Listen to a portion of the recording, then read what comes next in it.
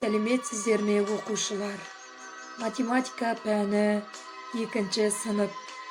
Сәуірдің 14-і. Сабақтың тақырыбы өткенді бекіту. Қазақстан қорықтары. Сабақтың мақсаты қосудың ауыстырымдылық, терімділік қасиеттерін көбейтудің ауыстырымдылық қасиетін тиімді есептеулер жүргізу үшін қолдану. Шақшалы және жақшасыз өрнектердегі амалдардың орындалу ретін пысықтау. Бүгінгі тақырыпта Қазақстан қорықтары туралы мағлұмат аламыз. Жойылып кету қаупі бар жануарлар мен өсімдіктерді қорғау әрбір адамзаттың міндеті. Олай болса, Қазақстан қорықтары туралы бейне баянды тамашалаймыз.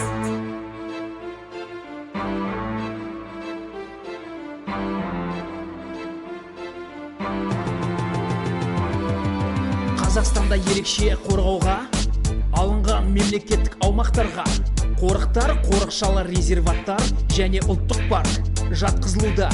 Ең басты мақсаты оң қорықтың сиреп немесе жойылып бара жатқан флора мен фауна сақтау өкілдерін даму заңдылығын анықтау. Табиғаттың ең алғашқы қорық Ақсу-Жабағылы 1926-да ұйымдастырылды.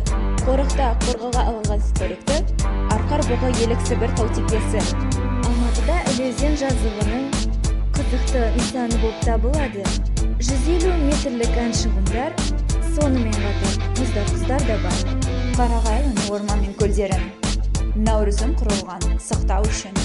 Өсімдіктің 961 кездессе, аңның 39 түрі кездесуде. Қорғалжын құстарынан ең бастысы теңіз көлінің қызғылт фламингосы жатады. Авифауна қатарына бірғазан мен сұңқылдақ аққуылды.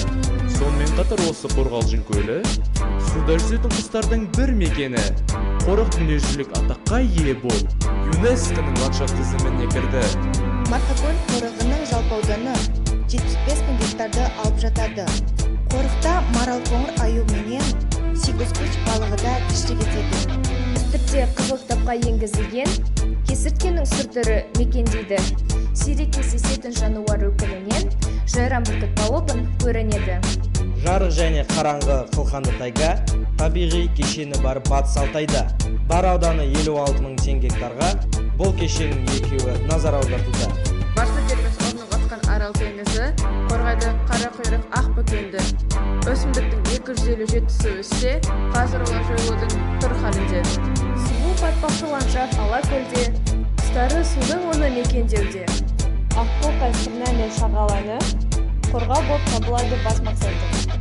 Соңғы болып ашылған Қаратау қорығы 2004 жылы ғана ұйымдастырылды. Көлемі жағынан кіші болғанмен, ерекшеленеді ол эндемик санымен. Қазақстанның басты қорықтарының қайталанбас сұлулығын сақтаудың ғылыми негізін жасау жөніндегі үлкен мақсаттар мен тұр міндеті. Сіздер Қазақстан қорықтары туралы мәліметпен таныстыңыздар. Қазақстан қорықтары қорғауға алынған жануарлар туралы ақпаратты өздеріңіз тауып ізденуге кеңес беремін.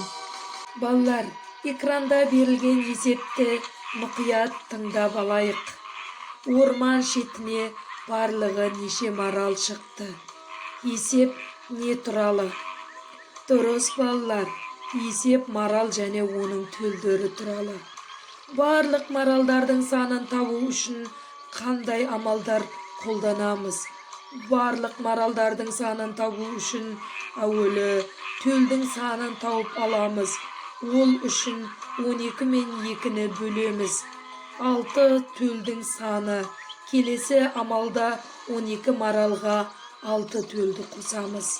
Барлығы 18 марал болды. Есеп қай жануар туралы? Әрине, марал жануары. Марал жануарлары жойылып кету қаупі төніп тұрған жануарлардың бірі. Сол себепті марал қорықтарда қорғауға алынған. Олай болса, өрнектерге көңіл аударайық. Бөлу, қосу және жақшалы өрнек берілген жағдайда бірінші жақшалы өрнек, екінші бөлу амалы орындалады. Үшінші, шыққан нәтижелерді қосамыз. Үйге тапсырма 5-ші есеп 17-ші бет. Өрнектер құрастырып, олардың мәнін тап. Кездескенше сау болыңыздар.